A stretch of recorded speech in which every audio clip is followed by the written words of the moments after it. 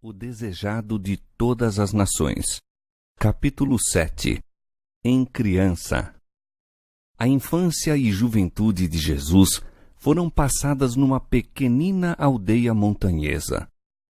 Não haveria lugar na terra que não se tivesse honrado por sua presença.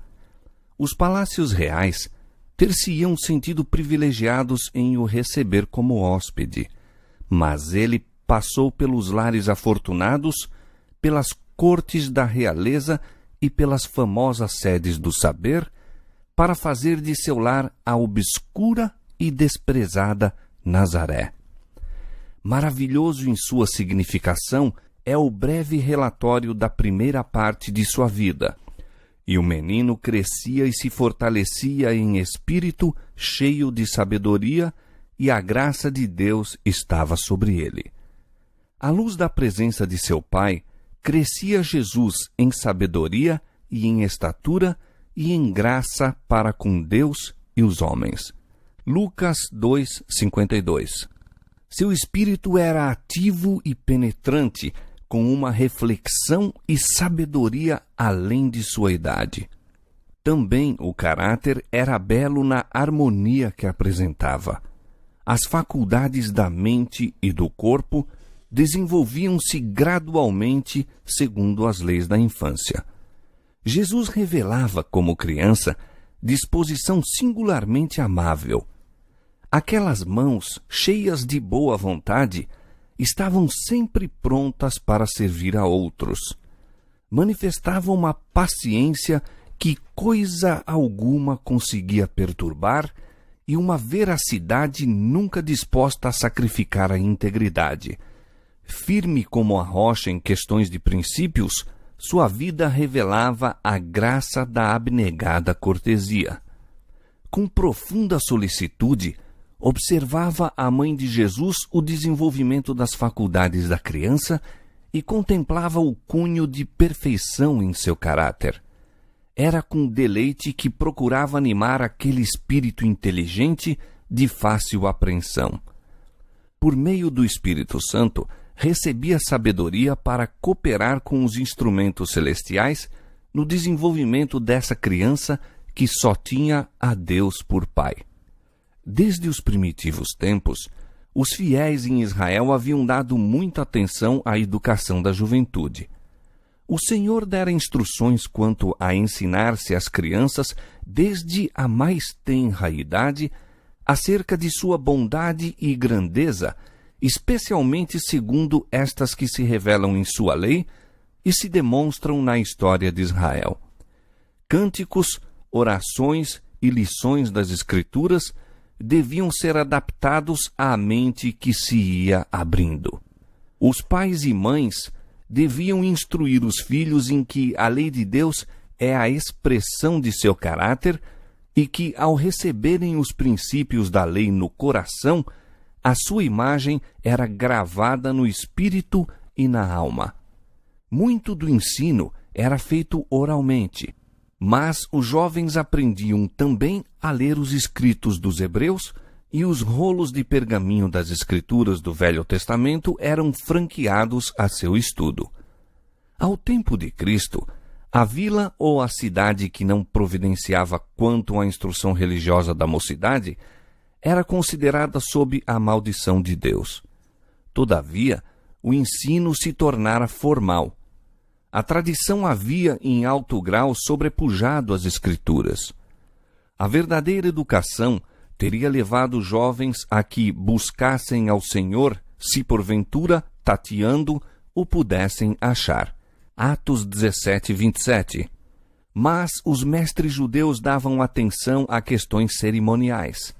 A mente era sobrecarregada com matéria sem valor para o que a aprendia e que não seria reconhecida na escola superior das cortes do alto.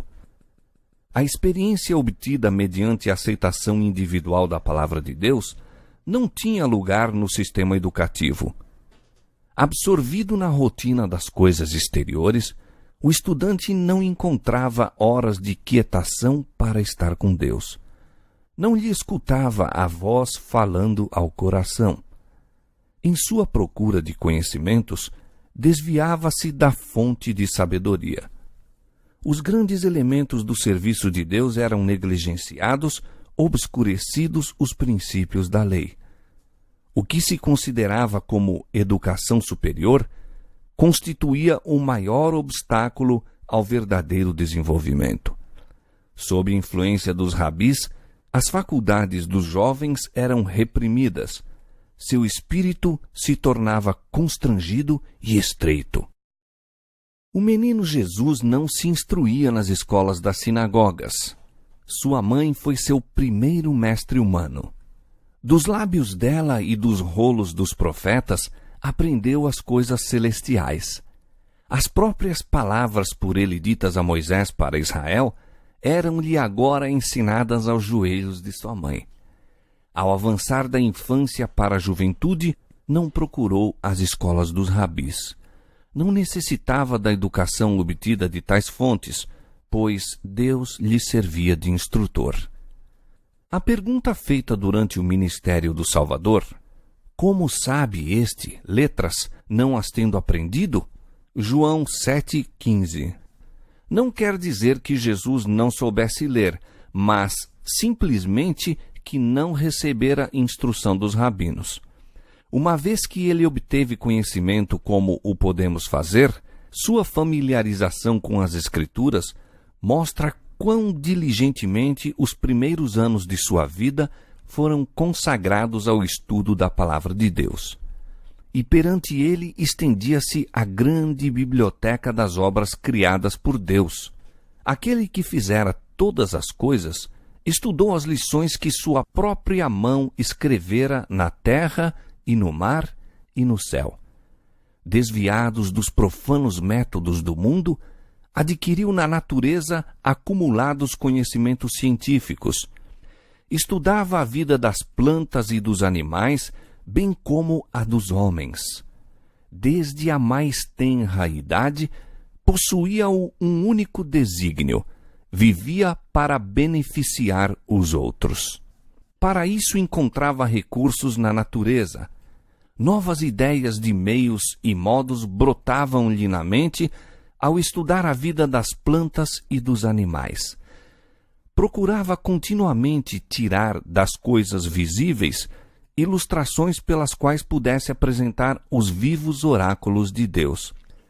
As parábolas pelas quais, durante seu ministério, gostava de ensinar lições acerca da verdade, mostram quão aberto lhe estava o espírito às influências da natureza e como colhera do ambiente que o cercava na vida diária os ensinos espirituais.